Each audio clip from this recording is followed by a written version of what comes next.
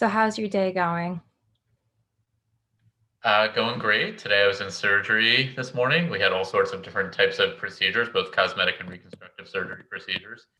And now I get to do what I love to do is teach and kind of educate people as to why I love to do what I do. Awesome. Well, I know we're really excited to hear everything. We're just gonna wait another couple of minutes for more people to join in. So I heard that you've been coming into NYIB for a while. You've been affiliated with us. Yeah, so I've been lucky. I was actually set up by one of our cosmetic reps. It was a product rep through Revitalash, kind of an eyelash extension product. I know she had trained at the New York Institute of Beauty, and then from there, she had set me up to come and give some lectures about exactly what I do because I know there was a lot of crossover, and she thought her students and colleagues would benefit from that. So I think it's been a nice relationship for the last few years. It's hard giving these Zoom lectures because you don't get the same type of feedback that you would from students and attendees. But hopefully, we'll be able to make it somewhat interactive tonight, and everybody will find it to be valuable. Yeah, most definitely. And hopefully soon you can come back in and actually do the lectures in person because I know I would be really excited to see one of those.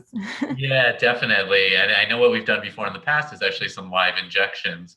And so it's always a little bit different seeing these procedures done live rather than just hearing about them. So hopefully we will be able to do that in the future in person. hmm Most definitely. All right. So why don't we get started? Sure. So, my name is Rachel Thayer. I'm the marketing coordinator here at NYIB.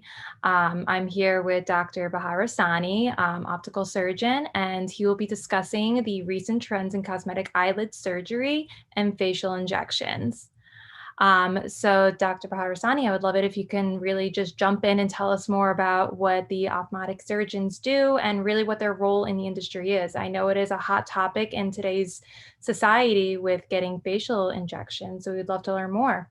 Sure. Thank you so much for this opportunity, not only to teach, but also to tell you a little bit about what I do and how I got involved in my field. So, I'm an ophthalmic plastic surgeon. What that does, what that means is that not only am I an eye surgeon, but I'm also have specialized training in plastic surgery. So, we do anything from eyelid lifts to patients who have skin cancers around their eyes, and even injectables like Botox and fillers. Tonight, we're going to be focusing in on some of the more cosmetic aspects of what I do, especially with facial injections like Botox and fillers. A little bit about how I got involved in my field. So, ophthalmic plastic surgery, like I was saying, is a combination of two fields, both ophthalmology and plastic surgery. So, after training, doing a residency training, kind of spending a lot of time in the hospital doing eye surgery, I learned that I didn't necessarily love doing surgery on the eyeball, but rather loved some of the larger procedures that not only involve the structures around the eye, sort of like the eyelid, but also the face. And I love not only being able to help patients to see better, I also really liked helping patients to look better. So for me, it was the perfect blend of those two fields.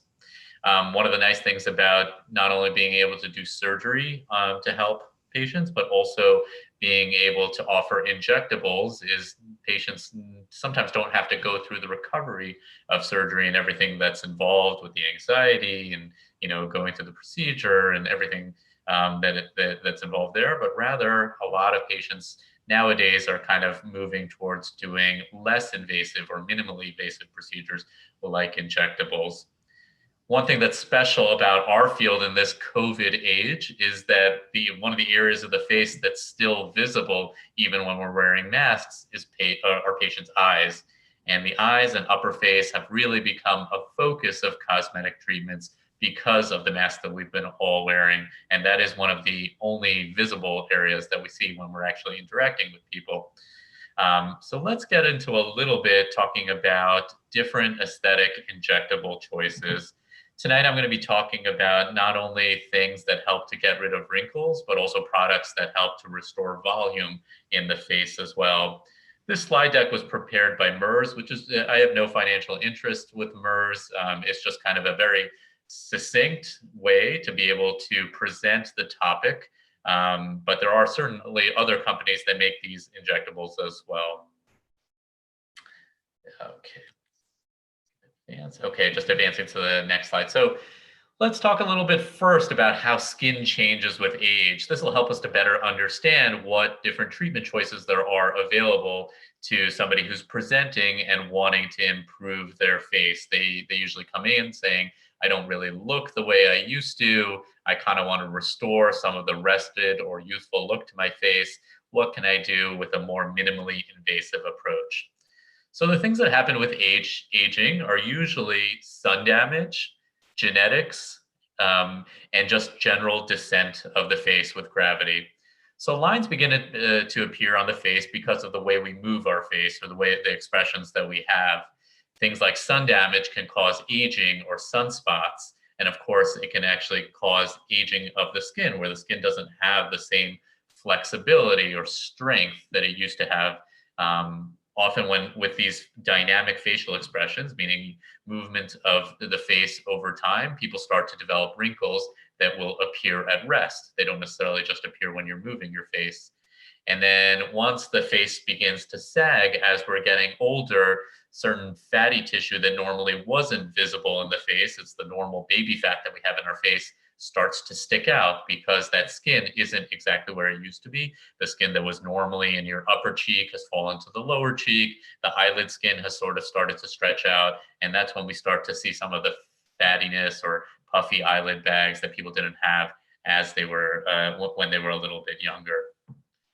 There are different treatments for lines on the face. One of the most simple things that we use is what we call neuromodulators. That's sort of like a generic term for things like Botox, Dysport, Regimen, and Jeuveau.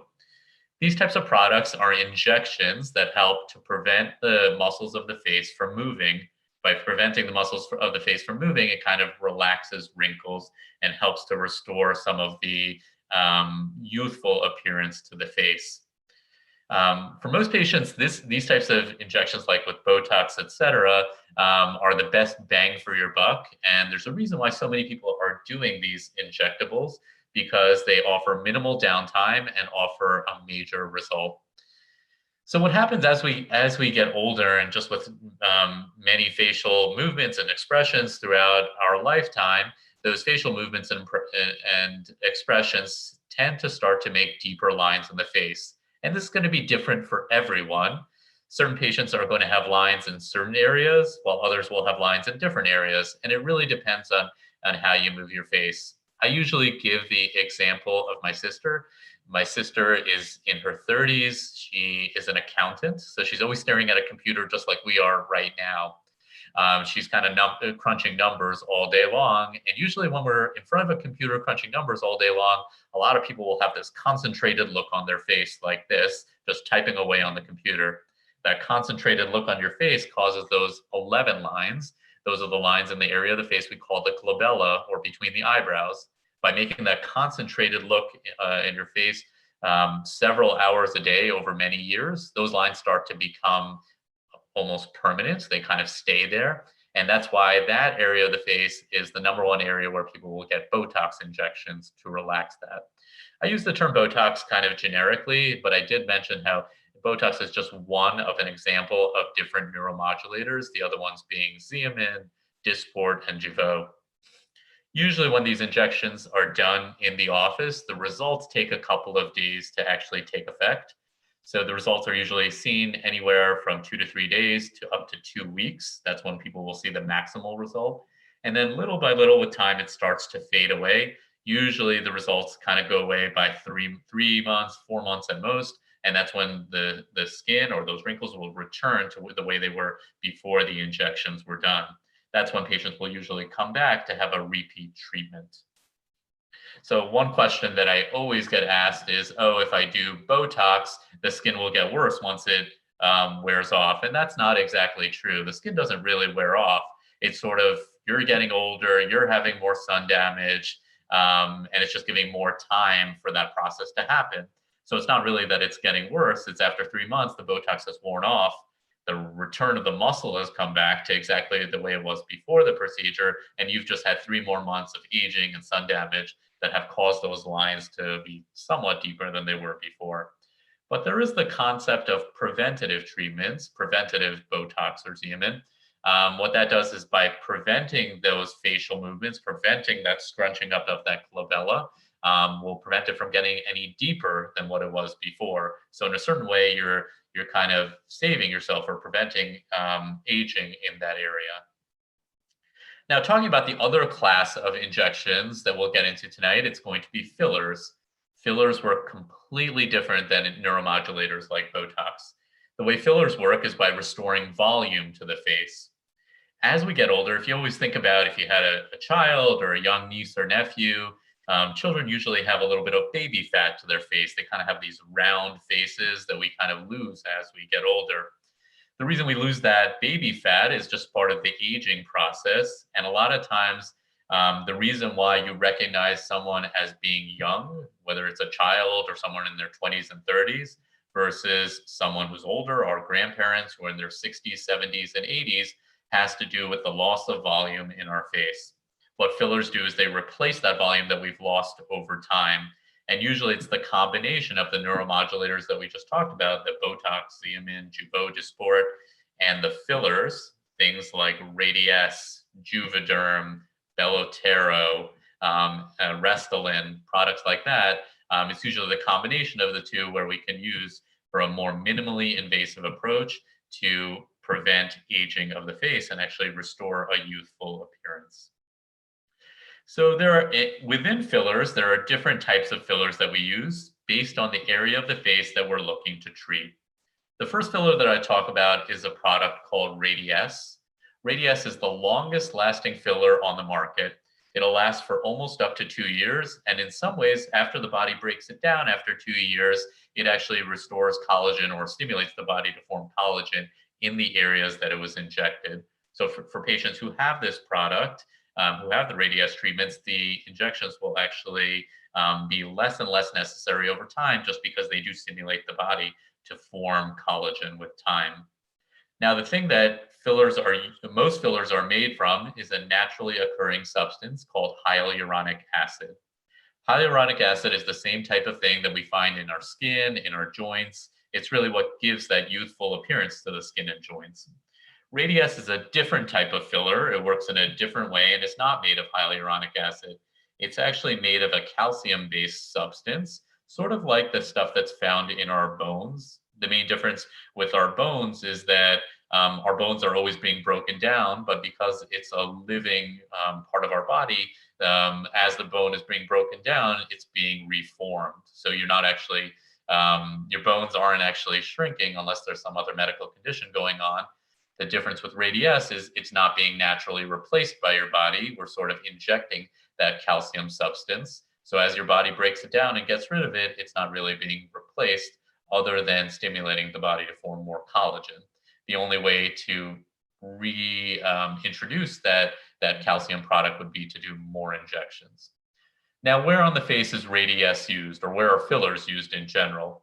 So we've all heard, with Kylie Jenner and with Instagram, Facebook, social media, lip fillers have become one of the more common areas where people are getting injected to give plumper, fuller appearance to the lips.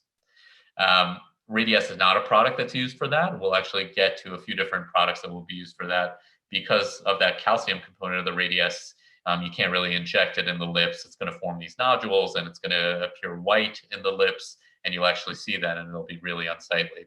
So lip fillers are among the more common areas where people are injected, but there are certain other areas where people are injected as well. And you can see in the slide, one of the more common areas is what we call the nasolabial folds. That's the area of the face where the cheek meets sort of the mouth area. Another common area is the corners of the mouth. As we get older, one of the things that makes us age is the corner of our mouths go from either being lifted, as you see in this photo, or being more of a horizontal position to actually falling down. It gives us a kind of a sad appearance, even though we may not feel sad as we age. And some of the other areas where we're treated are lower face areas. Some of the lines that come down from the corners of the mouth, we call them the marionette lines. Chin wrinkles can be used for that. the jowls. That's as our face and cheeks starts to fall down. It kind of gives this puppy dog look. By applying fillers in that area, we can actually camouflage that a little bit to take away that jowling appearance. Now, the way fillers are introduced is through injections. It's injected underneath the skin, and depending on the filler that's used, it's injected in different depths. So fillers that usually will last longer, things like Radiesse, or even other filler like Voluma, will usually be injected at a deeper level just because it is lasting longer. And usually those fillers are a little bit thicker, so they do a better job of pushing the tissues above where we're injected to kind of inflate them or push them out to store the volume that we've lost in our face. And like I mentioned, one nice thing about Radiesse is as it gets broken down, it stimulates the body to form more collagen. So patients are usually less dependent on the fillers in the future. For example, if a patient got, 3 or 4 syringes of a Radiesse, after 2 years, once it's broken down, they might need like half of that amount to be able to achieve the same results, just because the body has had that time to form that extra collagen in the area where they were treated. So we'll go through some different patient examples, both of men and women of different ages, of patients who were treated with Radiesse, and then we'll get into another filler called Belotero, which is one of the examples of the hyaluronic acid fillers that's used in other areas of the face.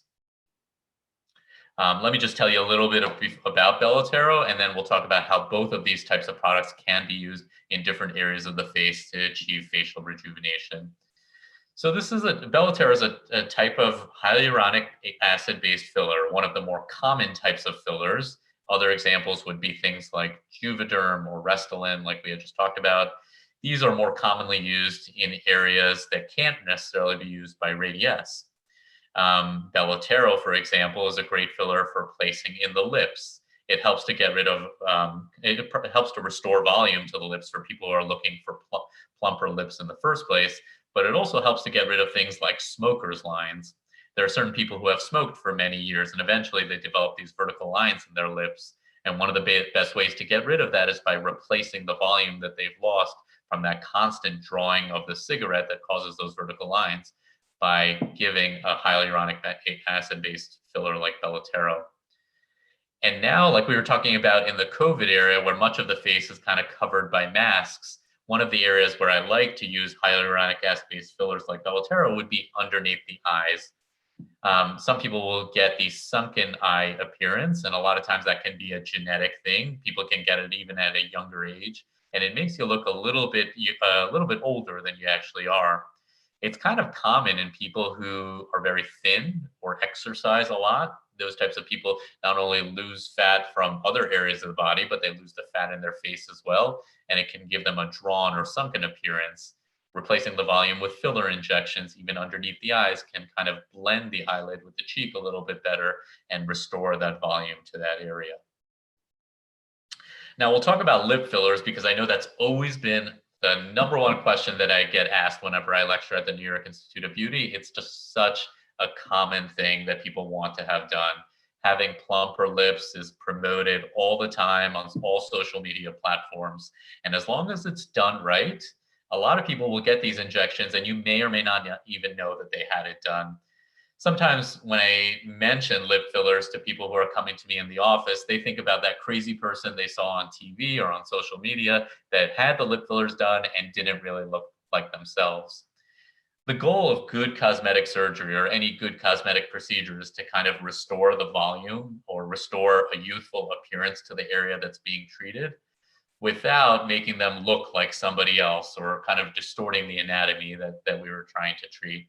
So for example, in this 47-year-old patient, you see that they come in with kind of thin lips or a thin upper lip. The lower lip has good volume.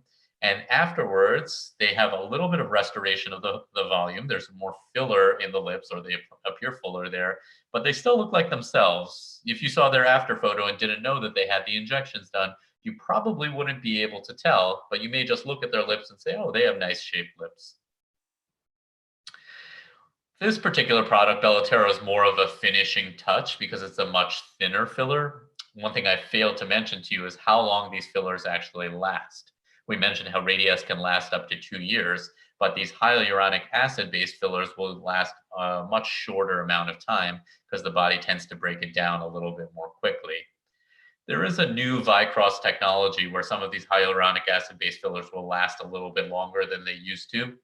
A product like Belotero, which is very thin, will last anywhere from 4 to 6 months. But some of the thicker hyaluronic acid-based fillers, like things that we typically use first line or that would be the treatment of choice, the first thing that I would jump to when using the lips would be a Restylane and a Juvederm, and usually those last anywhere from 6 to 12 months.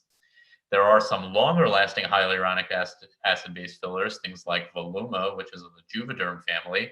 That's usually used in the cheeks. It can be used in the nasolabial folds. Those are fillers that will last for up to 2 years, similar to Radiesse. The one difference, although it may last up to 2 years, usually it doesn't get the same volume effect that you would with Radiesse. Radiesse is a filler that with less product, meaning less syringes of the filler, you can achieve more volume in the face versus things like that are hyaluronic acid based. Those fillers may actually require a little bit more product to achieve the same. So I know I'm getting really technical in all these sorts of things.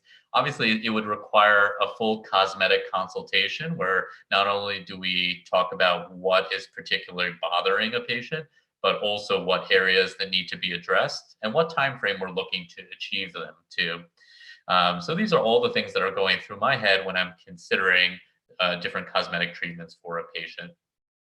These are different examples of patients who have had lip fillers, and you can see, depending on the age, different amounts of fillers might need to be used around the face to achieve the same result.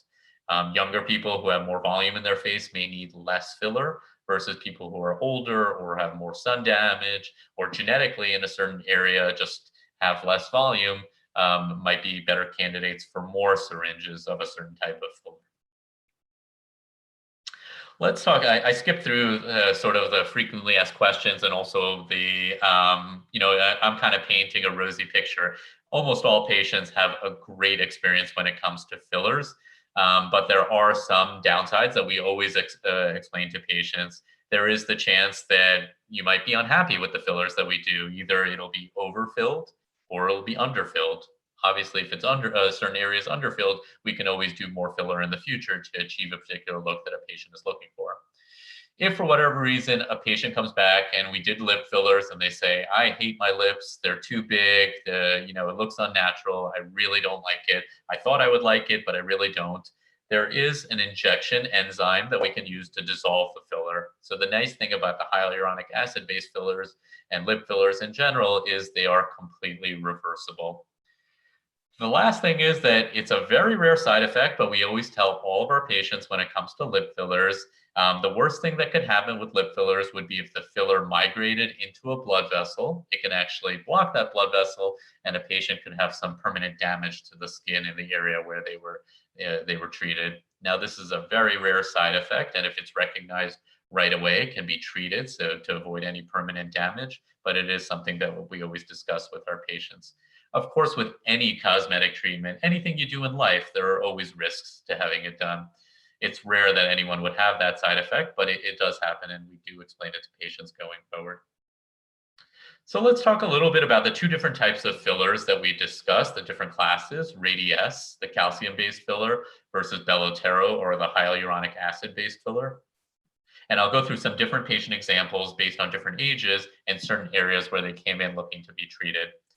So this is Jennifer. She's 42 years old. She comes in and she has naturally very thin lips in that area with some vertical lines from being a previous smoker.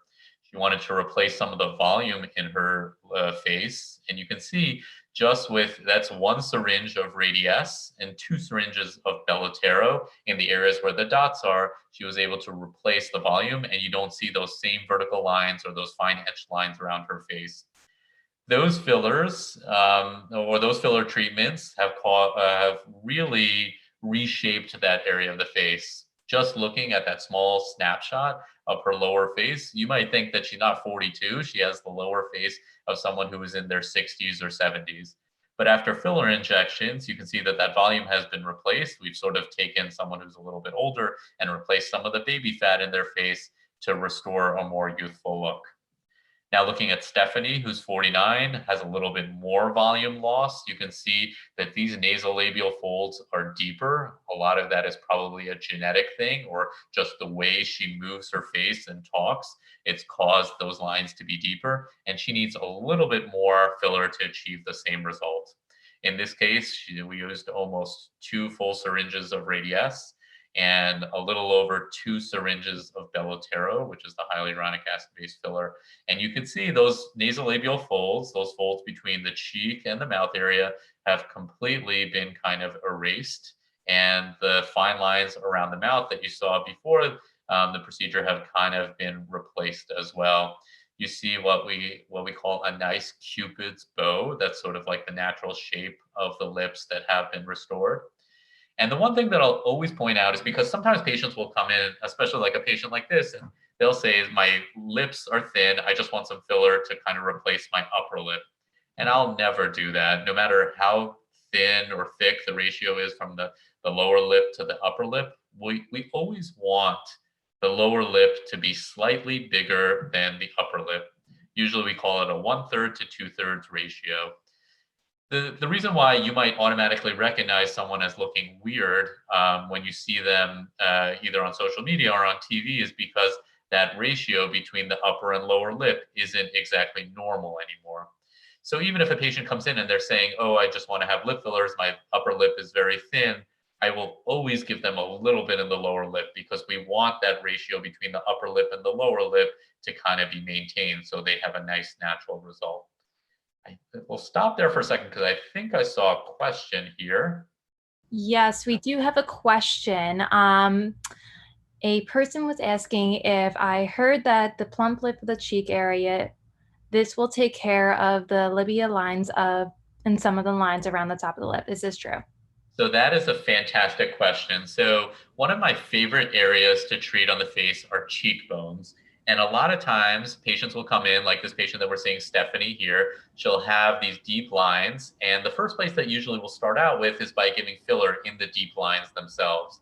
A lot of times that will take care of the line, but sometimes it won't completely fix the problem. And the next step is actually to replace some volume upper in the face. I don't know if I have a picture of a full face here, but we'll get to it in a second. If the fillers in those nasolabial folds don't completely restore the volume that we're looking for, or you get to a point where we put in so much filler that it runs the risk of being unnatural, the next step is to place filler a little bit higher in the face. This sort of gives a almost like a facelift approach to the way we do things. By giving filler along the cheekbones, it does, yes, that is a good point that you're bringing up. It does bring up the face a little bit, so that would be the next step. The reason we like to do that is because as we're getting older, remember there's that gravity effect where a lot of the volume in the face is starting to fall down. If we continue to put filler in the lower face, we're almost kind of like working with gravity, and it gets to a point where we can actually make people look older than they are because all of the volume in their face that was high when they were younger, even when they were teenagers and kids, has kind of fallen down. So we do replace some of the volume or kind of try to get rid of some of the lines that are there. But the next step is to kind of replace the volume a little bit higher in the face to kind of counteract that effect of overfilling the lower face and actually making them look older than they actually might be. But that is a great question. Most definitely. Okay, let's see if I can advance here.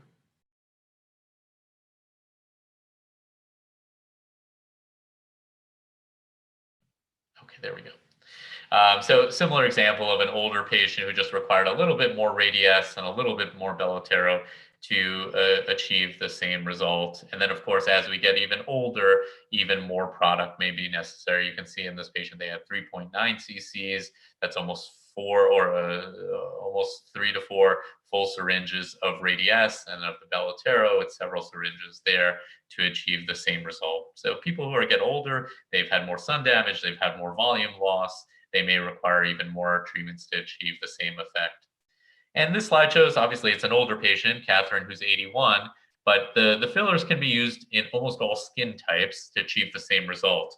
because they're being injected in deeper areas of the face, it doesn't really matter what the skin color is or what we call the Fitzpatrick skin type. They can be used to achieve the same result in all sorts of skin types there.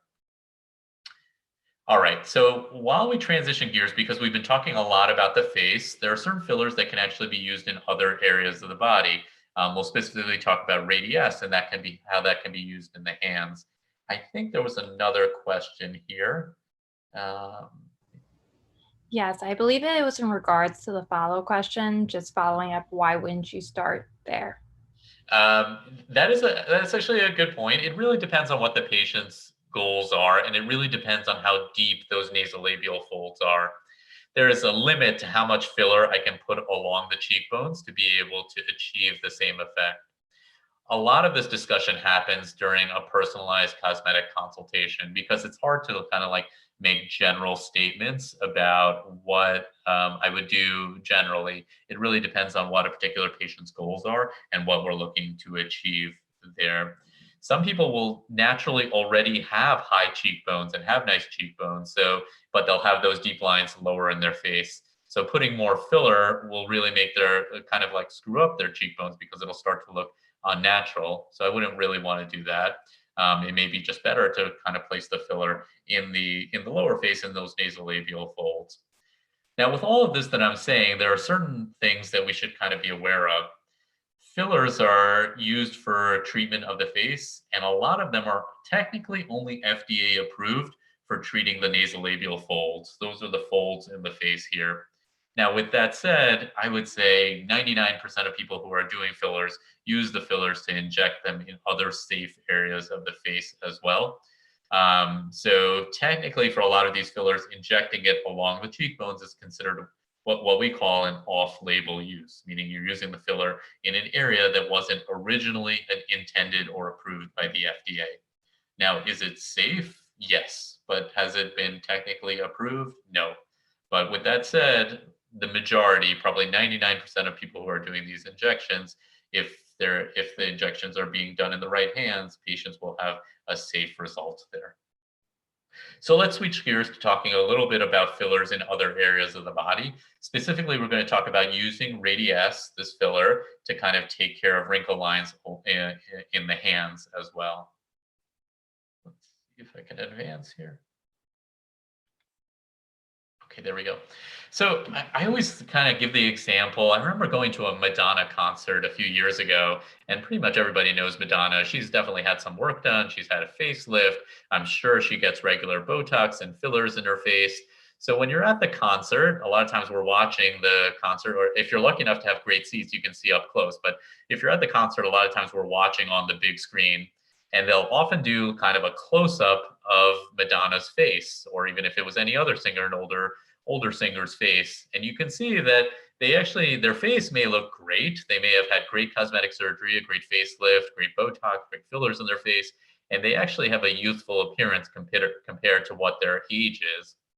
The thing that always gives away their age is actually when they're holding that microphone and they're singing, you can kind of see their age in their hands a lot of times. That's why someone like Madonna or a lot of older singers will wear a glove to kind of cover up their hand. Because although there's great treatments for the face, up until recently, there weren't great treatments for the hands. And when singers were holding up their microphone, once you saw them on the big screen, you would see that they kind of had a more aged appearance to their hands. Things have changed a little bit now that we're doing more fillers in the hands themselves to kind of take away that volume loss that's happened that gives more of that aged appearance. Radiesse is a filler that's been approved for use in the hands, and it can be used even in younger people as well, not necessarily as we get older. What it does is kind of replaces some of the volume that's lost between the tendons of the hands, and so it takes away that darker or that more thin appearance or more drawn appearance to the hand that would make us look a little bit older. Sort of replaces the volume, just like we've been talking about, to puff out those wrinkles and not make them so visible. And you can see it can be done in all sorts of ages. Someone who's 49 or 42, you see a nice result there. And often one syringe in each hand is necessary or is sufficient to achieve the result that we're looking for. And it can be used in different skin types as well.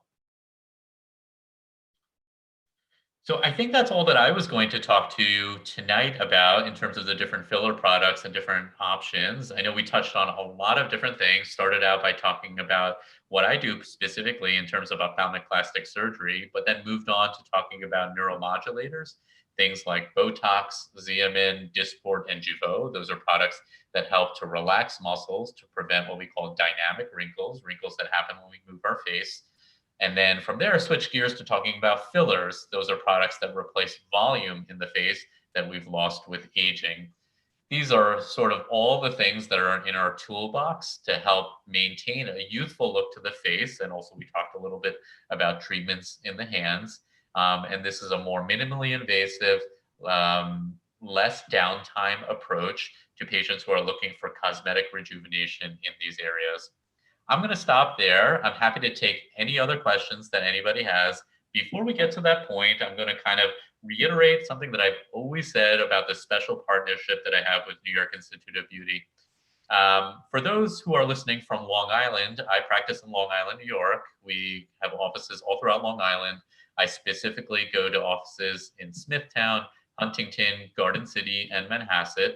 And for anybody from from the New York Institute of Beauty who is interested in coming in for a cosmetic consultation, we always offer free consultations. So you can call our office, schedule an appointment. If you have a personal question, I'm happy to meet with you and just discuss it. And whether you do treatments or not, I'm happy to share my expertise with you.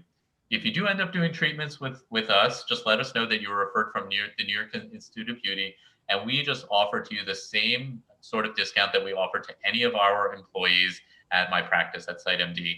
We offer basically our cost for this product. So whatever the company charges us to purchase the product, we would just do the injections for you. You would just pay for the product itself. There's no fee for me or anything else, just as our token of gratitude for this great partnership that we've had. So thank you so much for giving me the opportunity to speak tonight. I hope that you found it helpful. And of course, if you'd like a personal consultation, I'm happy to see you in the office, and hopefully we can continue the conversation going. I'm happy, and I would love to continue lecturing, and I hope I have that opportunity in the future as well. So thank you so much. Well, thank you so much for joining us as well. And actually, we do have a question about what the name of your office is. We will be providing everybody that is in this webinar currently all the information about his offices and the location. So we'll keep you guys up to date with all of that. The floor is open to anybody that has any more questions. I know I personally have a question for you.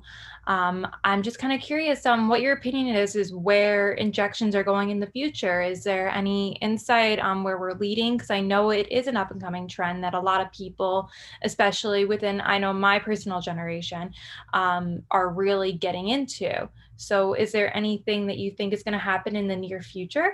Definitely. Great question. So, the trend with all these sorts of injections are being able to offer patients an opportunity to get cosmetic treatments without the same downtime of surgery. One thing we didn't talk about in terms of injections was a product called Kubella. Kubella is a product that's probably been FDA approved for almost 5 or 6 years now. What it does is it's an injection used in the neck to get rid of neck fat. So this is a completely different product than the things that we've been talking about tonight. We had talked about things like Botox or fillers. This works in a completely different way. It's an enzyme that helps to get rid of injections in the neck. So that is something that is new and different about injections, because typically patients who wanted to have those same treatments, they would have to have either surgery, a neck lift, or liposuction to be able to achieve that same result. We can sort of get there the same way for certain people by doing injections to melt the fat that's there. And then, of course, the next thing that's sort of being worked on is making these products last longer. I talked a little bit about that Vicross technology. That's sort of a new technology that makes these fillers last longer than they did before in the past. So people don't necessarily have to constantly run to the doctor's office. They can maintain their results for a little bit longer, especially for people who are getting these year after year. They would love to maintain the results for a little bit longer. And then the last thing that's sort of being tweaked with is just comfort level of doing these injections themselves. A lot of the fillers nowadays are being infused with lidocaine. Lidocaine is a product that it's sort of a numbing agent. So a lot of times as we're doing the injections, as the filler is being injected, it can be a little uncomfortable as it's being done. But a lot of these fillers now also have lidocaine or this numbing agent in it as well. So once we start doing the injections, the area that we're treating will get numb. And then with each subsequent injection in that area, patients don't feel it as much. So those are sort of the newer things or things that are on the horizon that we're able to offer to our patients nowadays that we weren't necessarily able to offer just even a few years ago. Okay, it looks like we actually do have another question. I believe it's in regards to the neck the neck one you were talking about. Is it for the waddle in the neck?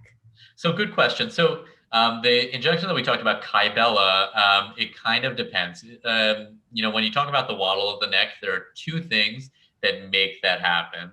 One thing is just loose skin, and Kybella isn't really going to help with loose skin. It doesn't really tighten up the skin there.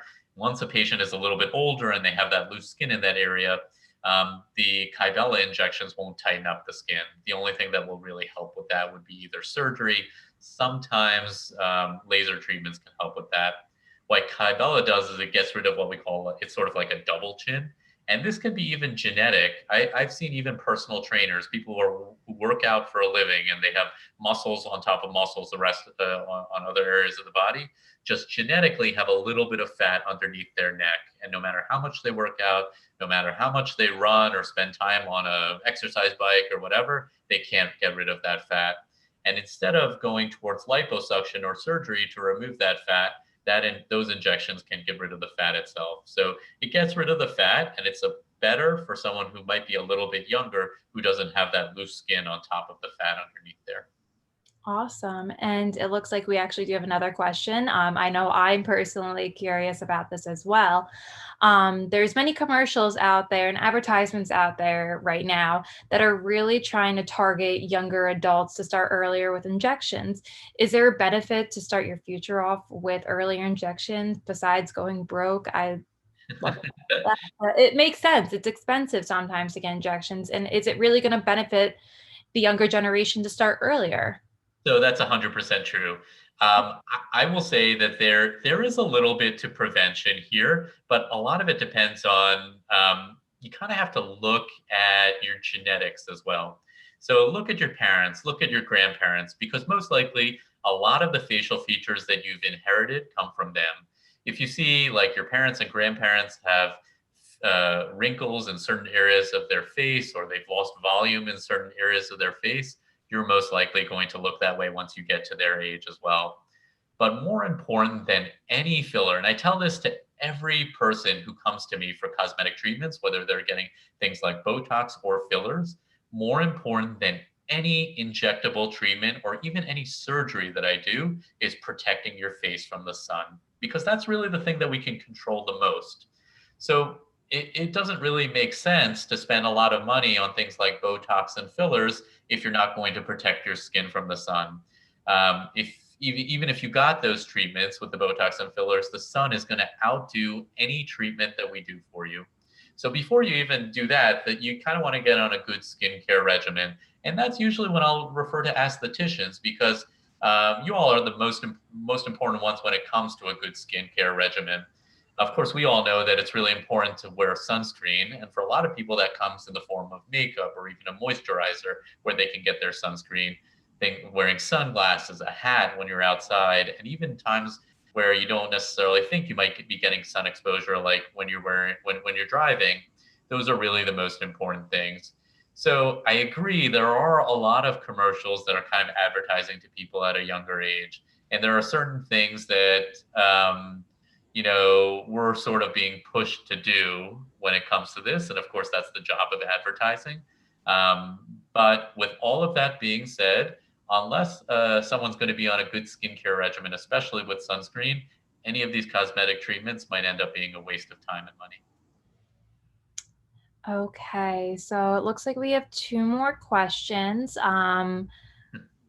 I heard that after 30 SPF, it's a mute point. Should we look for more 50? And then to the person that's asking in regards to make an appointment, again, I'm going to provide all the information for a follow-up email about all the information on his offices. So stay tuned. And if you guys have any other questions, please feel free to email us, and we'll answer any questions that you guys have in regards to Dr. Baharestani's offices as well. Thank you. So that's a great question about the SPF, and exactly what you said is correct. So, the main thing, you get minimal benefit once you get higher than a 30 SPF. The main thing is that some of the lower SPFs, like 30 versus 50, you may just have to apply it more often. And we're talking about every like 2 hours versus every 4 hours. But those are kind of like general statements. It really depends on someone's skin type, their previous history, whether they've ever had a skin dam or skin cancer before, or show signs of sun damage. But you are correct that usually over 30, you're just paying for expensive sunscreen, and it isn't necessarily going to make much of a difference as long as you're reapplying it early and often. Okay, perfect. So again, if anybody else has any more questions, please feel free to email us. Well, they thank you so much for our Thank honest. you. Well, thank you everybody for attending, and thank you so much for joining us. And we can't wait to see you in person again. And we look forward to possibly having another webinar with you. I know that's a little discussion that we're having currently, but we're excited. That's a little sneak peek. But again, thank you so much for joining us tonight. We really appreciate it. Thank you. Thank you, everybody. Have a great night. I can't wait to do it again. Have a great night, everybody.